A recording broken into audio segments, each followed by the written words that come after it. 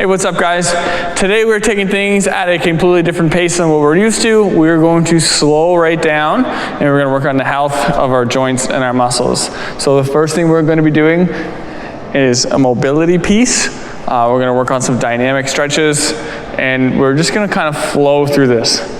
This is not for a set number of rounds. This is not for a set number of specific time. You are not moving fast. You're moving basically to feel good. That is the end goal here, is to feel better after than when you started. So it's probably 10 to 15 minutes, depending on how you're feeling.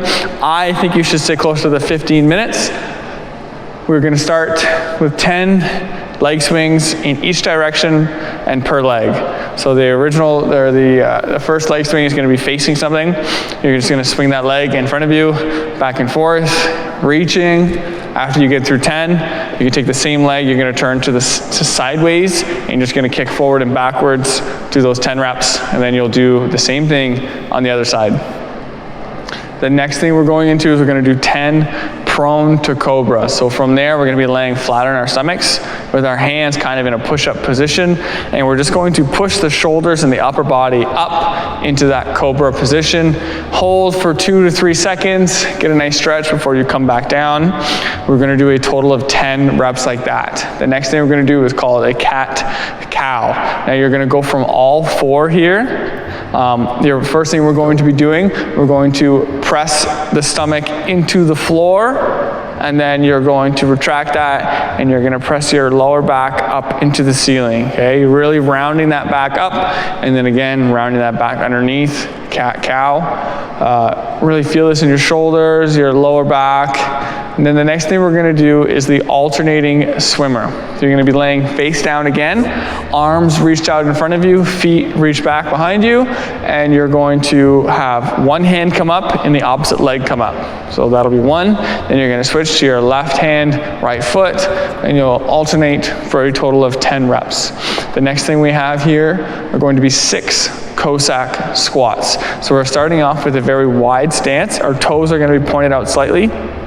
Now from here, we're going to drop down to one of those legs into a squat, or as low as we can squat today. And we're going to let the other toe come up to get some balance. Then we're going to come up to the middle again. And then we'll squat down to the other side, getting nice and low, trying to keep our chest up. Now for these, if you want it to be a little easier, you can use a weight to kind of counterbalance you as you go down. The last one we're going to do here are 6 walkouts. So start with a slightly wider stance than usual, drop the hands down to the floor. You're going to crawl your way out with your hands, complete a push-up at the bottom, and then walk your way back up to standing. Now, you're doing this for a set amount of time. You're going to do more than 1 round, and you're going to flow through this. Again, this is for the health of your joints, health of your muscles, getting one increased mobility as well as flexibility to keep you healthy and feeling good throughout. Okay, the next thing we're going to move on to, which I'm going to break down with Jeremy so we can kind of show where the stretches should be feeling. We're going to do a minute Spider-Man hold, a minute Samson stretch, a minute of pigeon per side, 2-minute doorway pec stretch, and then a 1-minute doorway lat stretch. So I'm going to come over to Jeremy and we're going to start working through those one by one. All right, everybody, so for today's stretching, I'm going to have Jeremy demonstrate the stretches while I kind of pinpoint where you should be feeling them so you get the most out of it. So we're starting with the Spider-Man hold. So we're going to do a lot of alternating Spider-Mans. Today we're just going to hold a static position for a minute per side. So Jeremy, hand on down.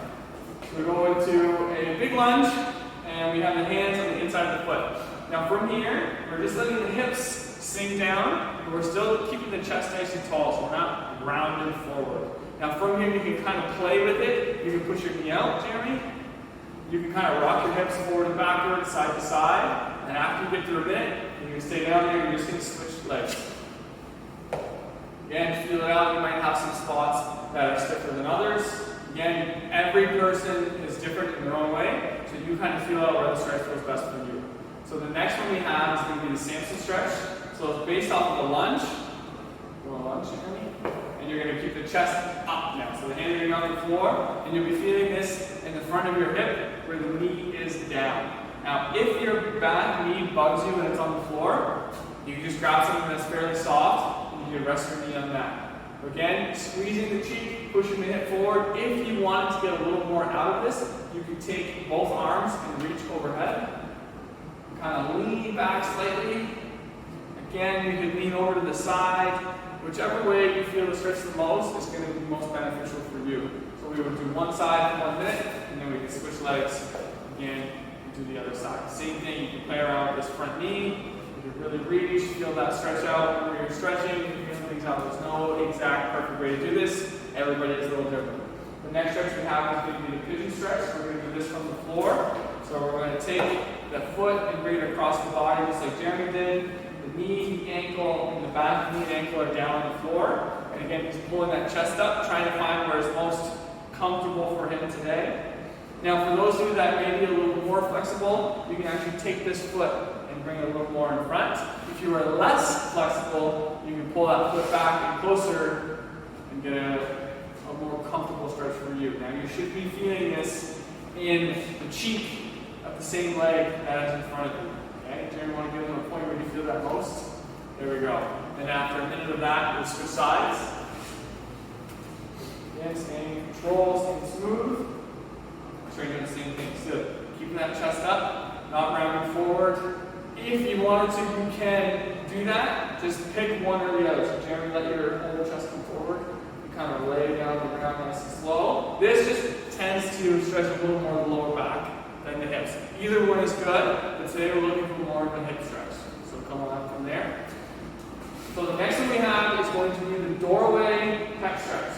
So we're going to use this, but I know most of you have doors, so you can use that as a stretch. You're going to have the arms straight out, and you're just going to pull your body through, and you should feel a nice stretch in your pecs, in your shoulders. You can spend some time here. We're going to go for a total of 2 minutes.